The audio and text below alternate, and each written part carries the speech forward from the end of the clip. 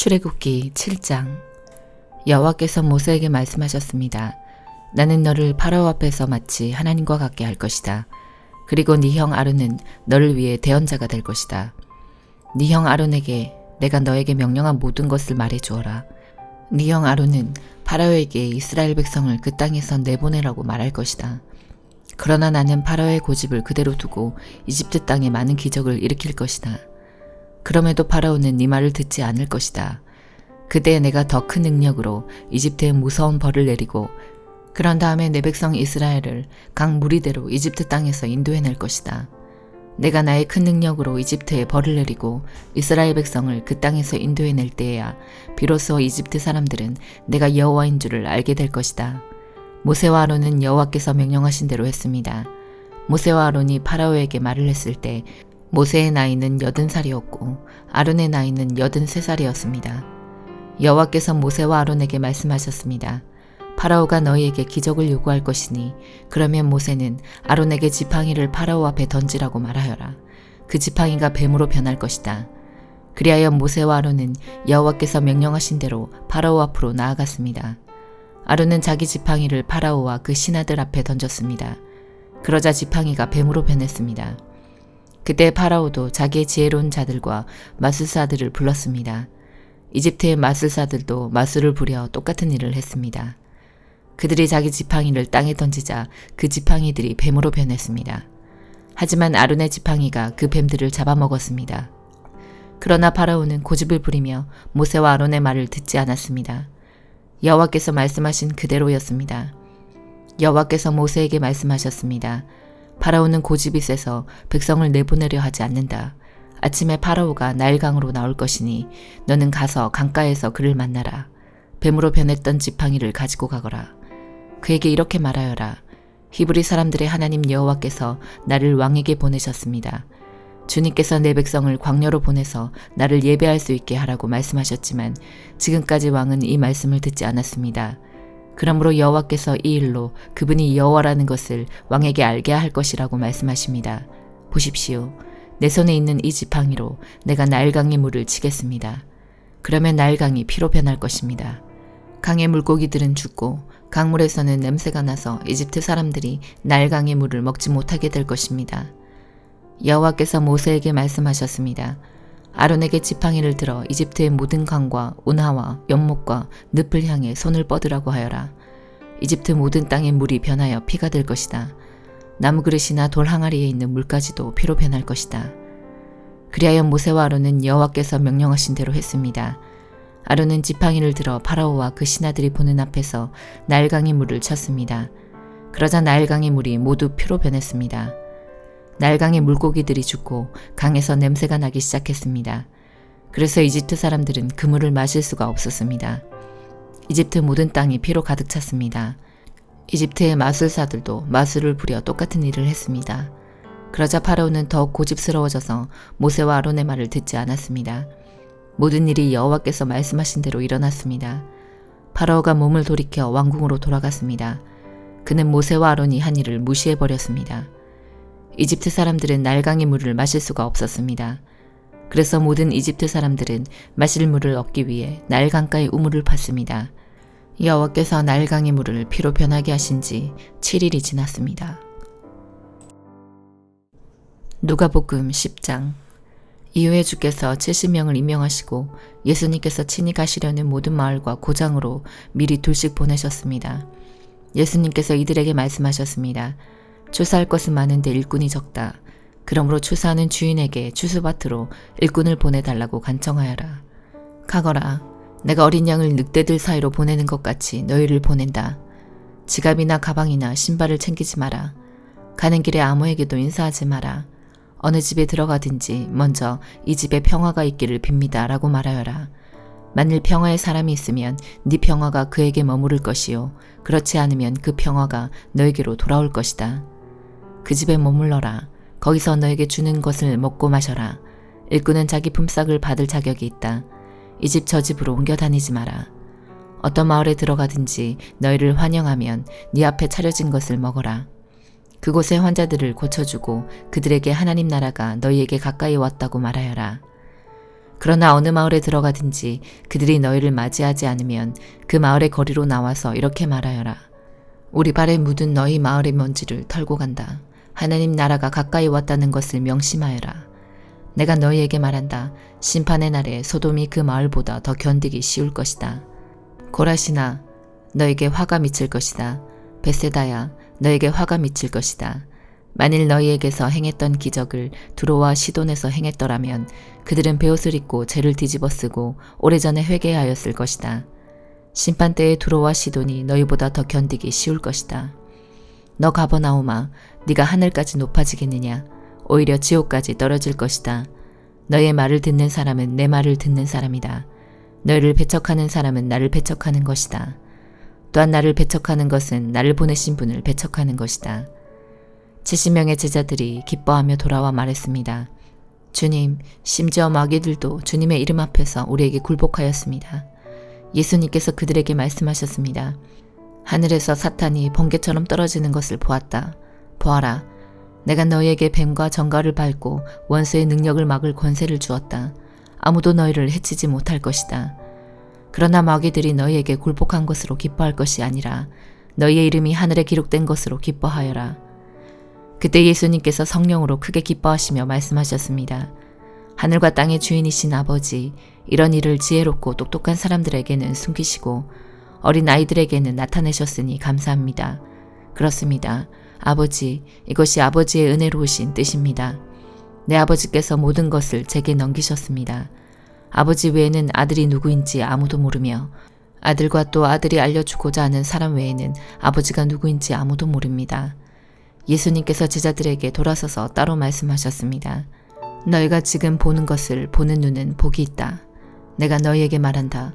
많은 예언자들과 왕들이 지금 너희가 보는 것을 보고자 했으나 보지 못했다. 또한 지금 너희가 듣는 것을 듣고자 했으나 듣지 못했다. 어떤 율법학자가 일어나 예수님을 시험하려고 말했습니다.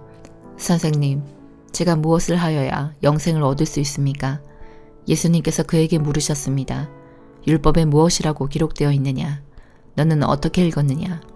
율법학자가 대답하였습니다.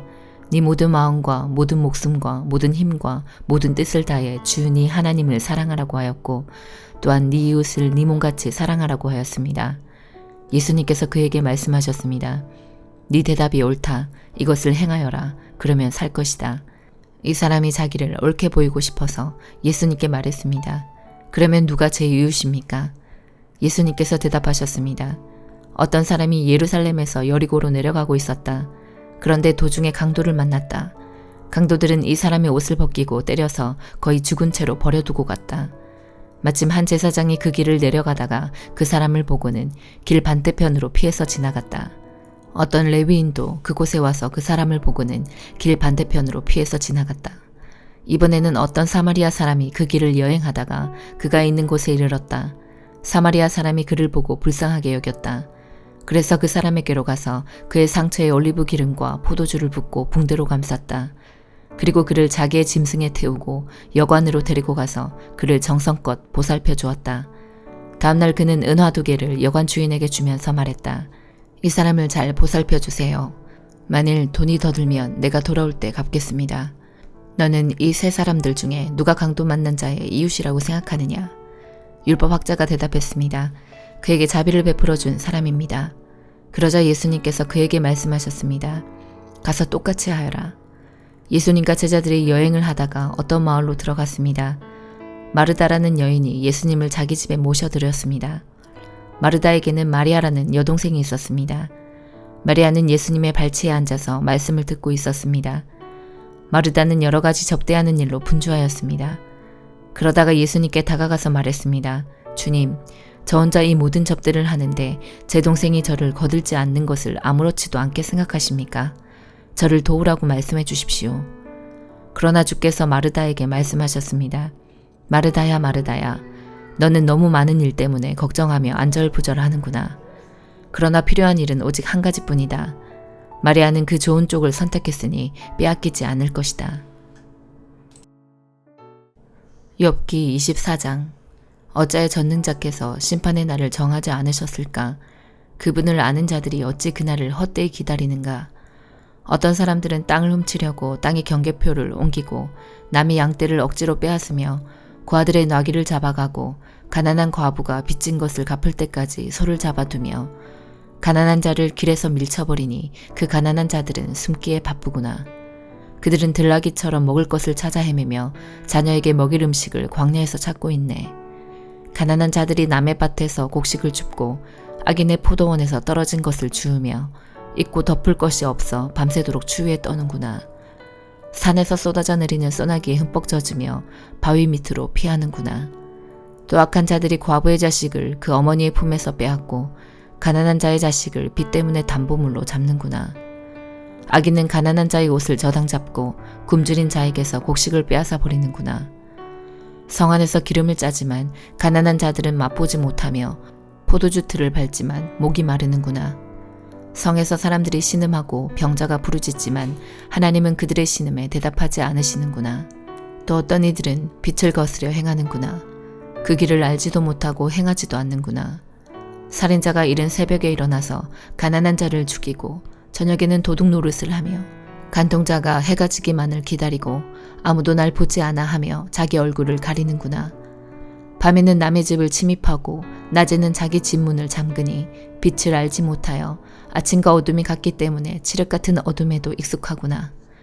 그렇지만 이런 자들은 물 위의 거품처럼 세상에서 사라지고 자기들 땅에서 저주를 받아서 아무도 자신들의 포도원에 들어갈 수 없네. 가뭄과 더위가 눈을 녹이듯 죽음이 죄인들을 삼켜버릴 것이네. 아무도 그런 자를 기억하지 못하고 구더기가 그를 파먹게 될 것이네. 악인을 누가 기억이나 하겠나. 그런 자는 나무같이 꺾이고 말지. 그런 악인들은 자식이 없는 여인을 괴롭히고 과부도 불쌍히 여길 줄 모른다네. 그렇지만 하나님은 이런 포악자도 끌어내리시고 그들이 아무리 높은 위치에 있다 해도 그 생명을 보장하지 않으시지. 하나님께서 잠시 저들에게 평안을 허락하시고 도우시는 것처럼 보인다네. 그러나 저들의 길을 주목해보게. 저들이 잠시 높아진 것 같으나 금방 사라지니 저들은 낮아져서 곡식 이삭처럼 잘린다네. 그렇지 않은가? 내 말이 거짓말인가? 내가 헛말을 하는가? 고린도전서 11장. 내가 그리스도의 본을 따른 것처럼 여러분도 나의 본을 따르십시오. 여러분이 모든 일에 나를 기억하고 있고 내가 여러분에게 전하여 준 것을 붙들고 있으므로 여러분을 칭찬합니다. 그러나 여러분이 깨달았으면 하는 것이 하나 있습니다. 그것은 모든 남자의 머리는 그리스도며 여자의 머리는 남자이며 그리스도의 머리는 하나님이시라는 사실입니다. 남자가 머리에 무엇을 쓰고 기도를 하거나 예언을 하면 그것은 자기의 머리가 되시는 그리스도를 욕되게 하는 것입니다.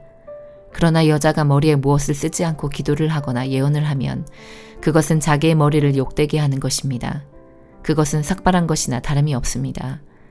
여자가 머리에 무엇을 쓰지 않으려면 머리를 밀어버리십시오. 머리를 밀어내는 것이 여자에게 부끄러운 것이라면 무엇으로든 머리를 가리기 바랍니다.